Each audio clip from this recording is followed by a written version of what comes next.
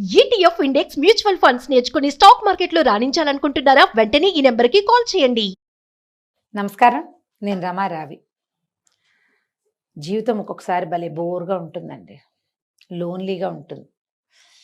ఏమిటో చాలామంది గుంపు ఉంటారు మన చుట్టూత, కానీ వీళ్ళెవ్వరూ మనతో లేరనిపిస్తుంది. నాకు అవసరమైనప్పుడు ఎవరు నాతో ఉండట్లేదు, నాకు హెల్ప్ చేయట్లేదు, నాకు మంచి మాట చెప్పేవాళ్ళు ఎవరు లేరు, నా ఐడియాతోటి ఏకీభవించట్లేదు ఎవరు. ఇలాంటి భావాలు సాధారణంగా ఆడవాళ్ళందరికీ ఏదో ఒక స్టేజ్లో కలుగుతాయండి. జనరల్గా ఇది 30-40 మధ్యలో ఎక్కువ దీన్ని ఫేస్ చేస్తూ ఉంటాం. మనకేదో ఐడియాలజీ ఉంటుంది, ఇంట్లో వాళ్ళు దాన్ని సహకరించరు, ఒకళ్ళు ఏటికి లాగితే ఇంకోళ్ళు కోటికి లాగుతూ ఉంటారు.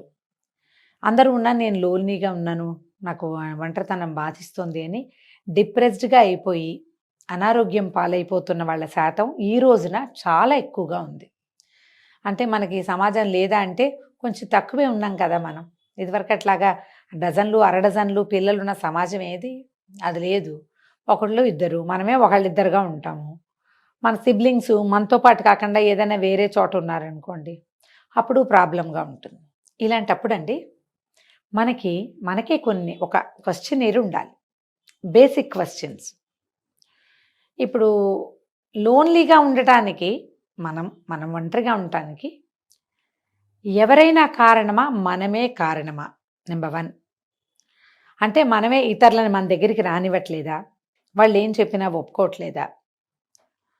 మనకి నచ్చినట్టుగా లేరు కాబట్టి మనమే వాళ్ళని దూరం పెట్టేస్తున్నామా అనేది ఆలోచించాలి. ఇప్పుడు చూడండి, నాకు నచ్చినప్పుడు మీరందరు నా దగ్గర ఉండాలి, నాకు నచ్చకపోతే మీరు మాయమైపోవాలి అంటే ఎట్లా కుదురుతుంది? కుదరదు కదా. అంటే ఇందులో తప్పు మందే. ఇదొకటి మనం ఆలోచించాలి. అండ్ రెండో విషయం ఏంటంటే, వీళ్ళు నా దగ్గర నుంచి సెపరేట్ అయిపోవటానికి నేను కారణమా, వీళ్ళు కారణమా, లేదా పరిస్థితులు కారణమా? ఇది కూడా ఆలోచించాలి. నేను మరీ సెల్ఫిష్గా ఉంటున్నానా? ఇది ఆలోచించాలి. నాకేది నచ్చకపోవటానికి, అన్ని ప్రాబ్లమ్స్గా కనిపించడానికి నాకేమైనా లోపల అనారోగ్యం ఉందా, శారీరకమా, మానసికమా? ఈ ప్రశ్నలు 4టికి కనుక మనకు ఆన్సర్లు వచ్చాయంటే మనమేం పెద్ద లోన్లీగా ఫీల్ అవ్వమండి. ఇప్పుడు మన కజిన్స్ అనుకుందాం, లేదా సిస్టర్స్, బ్రదర్స్, సిబ్లింగ్స్. జనరల్గా సిబ్లింగ్ రైవలరీ ఎక్కడ స్టార్ట్ అవుతుందండి? చిన్నప్పటి నుంచే మొదలవుతుంది మనకి. అన్నయ్యని బాగా చదివించారు, నన్ను చదివించలేదు. అన్నయ్య బర్త్డేలు బాగా చేశారు, నన్ను బాగా చేయలేదు. వాడికి మంచి అవకాశాలు వచ్చినాయి, నాకు రాలేదు. లేదా అక్కకి నచ్చిన పెళ్లి చేశారు, లేదా అక్కయ్యే అనుకుంటుంది నాకేమో అరేంజ్డ్ మ్యారేజ్, చెల్లిదేమో దాని ఇష్టారాజ్యంగా దాన్ని లవ్ మ్యారేజ్ చేశారు, దాని మన్మాని నడుస్తుంది. అమ్మకో నాన్నకో అదంటే ఇష్టం, లేదా వాడంటే ఇష్టం. ఇలాంటి భావాలు ప్రతి ఇంట్లో 2 లేదా 3 పిల్లలున్న ప్రతి ఇంట్లోనూ ఉంటాయండి. లోపల ఎక్కడో ఉంటాయి. మధ్యలో మనం చుట్టాల వల్ల, ఫ్రెండ్స్ వల్ల ప్రొవోక్ చేయబడతాం. పక్కన క్లోజ్ సర్కిల్స్లో నీకైతే చేయలేదు, మీ అక్కయ్యకైతే చేశారు మీ ఫాదర్ వాళ్ళు, లేదా మీ చెల్లిని బాగా చూశారు. ఇలాంటివి. అక్కయ్యకేమో 21కి 22కి పెళ్లి చేస్తారు, చెల్లెలు 27, 28, 29, 30 వచ్చినా దాని ఇష్టారాజ్యంగా అది హాయిగా తిరుగుతుంటుంది, ఆ ఊరు ఈ ఊరు వెళ్ళిపోతుంది, అన్నీ చేసేస్తూ ఉంటుంది. ఏది కావాలంటే అది చేస్తుంది. చెల్లెలకి విపరీతమైన స్వతంత్రం ఉంటుంది, అక్కయ్యలకి ఏ స్వతంత్రం ఉండదు. పెద్ద పిల్లలకి విపరీతమైన కంట్రోల్ ఉంటుంది, రెండో వాళ్ళకి ఫ్రీడమ్ ఉంటుంది. ఈ దశల్లో ఫ్రీడమ్ లభిస్తోందని చెల్లెలను చూస్తే అక్కయ్యకి మంటగా ఉంటుంది. ఈ చెల్లెళ్ళకి పెళ్ళిళ్ళు అయ్యేసరికల్లా అమ్మా నాన్న పెద్దవాళ్ళు అయిపోతారు, తనకి పెద్దగా కేర్ లభించదు, ఫ్రీడమ్ లభిస్తుంది. కానీ అక్కయ్యకి లభించిన ఎట్మోస్ట్ కేర్ నాకు లభించలేదని చెల్లెలకి బాధగా ఉంటుంది. ఒకటే పాయింట్, ఒక నాణ్యమే, దానికి అదొక పార్శ్వము, ఇదొక పార్శ్వము, అదో వైపు ఇదో వైపు. బ్రదర్స్ అండ్ సిస్టర్స్లో కూడా ఇది వస్తుంది. 2 బ్రదర్స్లోనూ లేదా 2 సిస్టర్స్లో కూడా ఇది వస్తుంది. ఇదొక ప్రాబ్లం అయిందా? అక్కడి నుంచి ఫ్రెండ్స్లో ఒకళ్ళ బాయ్ ఫ్రెండ్స్ని ఒకళ్ళు లాగేసుకునే ప్రక్రియ, ఒకళ్ళ పరిచయాల్ని రెండో వాళ్ళు వాడేసుకునే ప్రక్రియ. ఇది కూడా సిస్టర్స్ బ్రదర్స్లో కూడా జరుగుతుందండి. ఇది అక్కయ్యకి ఎవరైనా ఒక అబ్బాయి నచ్చితే అదే అబ్బాయి చెల్లెలు కూడా నచ్చటం, అక్క చెల్లి ఇద్దరు కలిసి ఒక్క అబ్బాయి కోసమే పోరాడుకోవటం.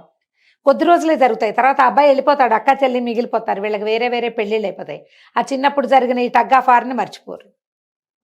పెద్ద అయ్యాక వీళ్ళిద్దరికీ స్నేహం కలవదు, లోన్లీనెస్ ఆటోమేటిక్గా వస్తుంది. మనకు ఉన్నదే 2, అందులో మన ఇద్దరం కొట్టుకు చచ్చి ఒంటరిగా ఉండిపోతే ఇప్పుడు ఇందులో ఎవరిది తప్పని మనం అనగలుగుతామండి కదా. ఇలాంటివే కాకుండా అనేక రకాల పిచ్చి చిన్న సింపుల్ సిల్లీ థింగ్స్ తోటి కూడా మనం వ్యక్తుల నుంచి సెపరేట్ అయిపోతాం. క్లోజ్ సర్కిల్స్లో లోన్లీగా మిగిలిపోతాం.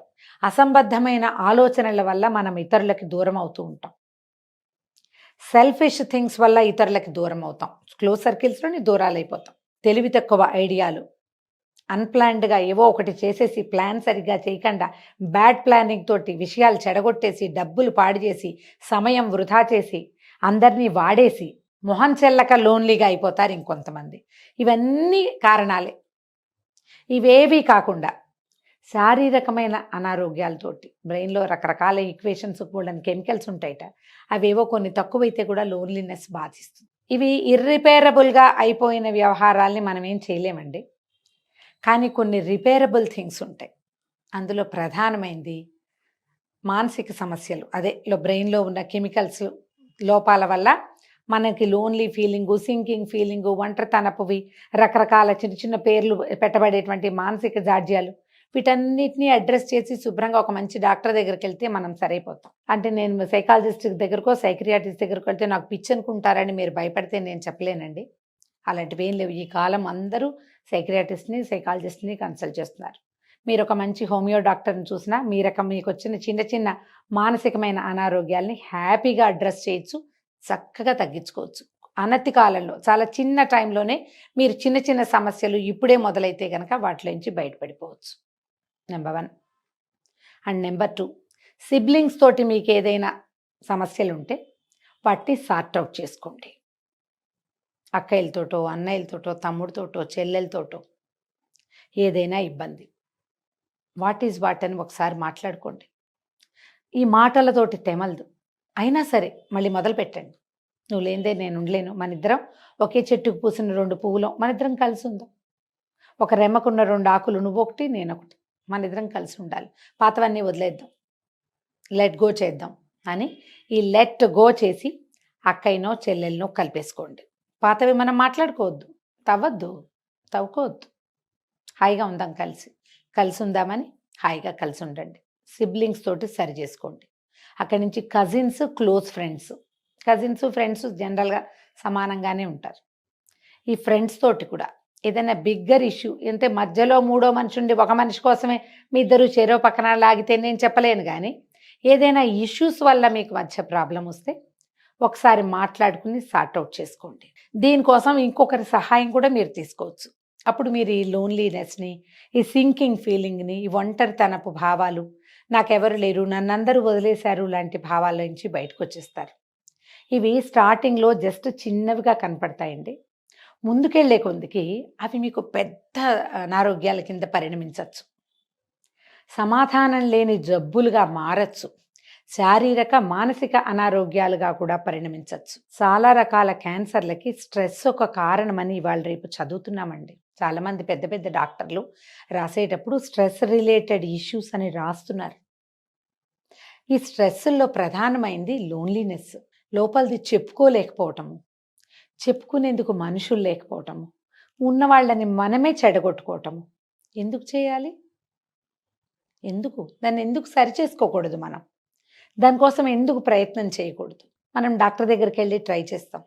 ఏదైనా కొత్త ఊరు వెళ్ళామనుకోండి, 4 రోడ్లు తిరిగి మనకేమేం కావాలి, మనకు కావాల్సిన వస్తువులు ఎక్కడ దొరుకుతాయో ఎక్స్ప్లోర్ చేస్తాం కదా.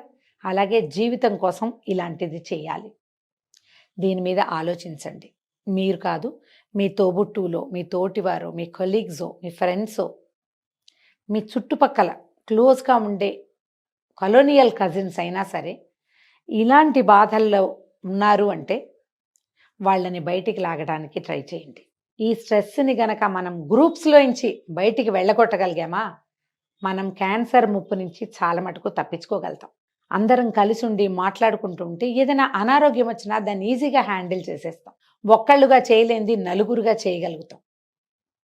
ట్రై చేయండి. మీ ఫ్రెండ్స్లో, మీ క్లోజ్ సర్కిల్స్లో ఇలా బాధపడే వాళ్ళు ఉంటే వాళ్ళని బయటికి లాగటానికి ఒక బృహత్తర కార్యక్రమం లాగా పెట్టుకోండి. దానివల్ల మీకు కలిగే ఆనందం, నేను నోటితో చెప్పేది ఇంత చిన్న విషయం కాదండి, అది చాలా సంతోషం వస్తుంది. మన లైఫ్ స్పానింగ్ కొంచెం పెరుగుతుంది. ఎవరికైనా అంటే ఆ మునిగిపోతున్న వాళ్ళని బయటికి లాగగలిగితే కనుక వాళ్ళతో పాటు మనం కూడా చాలా సంతోషాన్ని అనుభవిస్తాం.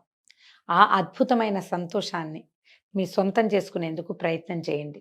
స్ట్రెస్‌ని బీట్ చేయటానికి, లోన్లీనెస్ రిలేటెడ్ స్ట్రెస్‌ని తీసిపారేయటానికి మీ వంతు కృషి చేయండి. దీనివల్ల సమాజానికి జరిగే మేలు ఇంత అంతా కాదండి. చాలా అద్భుతమైన సమాజం మన సొంతం అవుతుంది. మనమందరం క్లోజ్‌గా ఉంటే మన పిల్లలు అంటే కజిన్స్ పిల్లలు కూడా క్లోజ్‌గా ఉంటారు. వాళ్ళకు కూడా ఒకళ్ళతో ఒకళ్ళకి మాట్లాడుకునేందుకు అవకాశం లభిస్తుంది. ఇలా ఆలోచించి చూడండి. ఈ వీడియో కనుక మీకు నచ్చినట్లయితే లైక్ చేయండి, షేర్ చేయండి. మరిన్ని ఇంట్రెస్టింగ్ వీడియోల కోసం సుమన్ టీవీకి సబ్స్క్రైబ్ చేసుకోండి.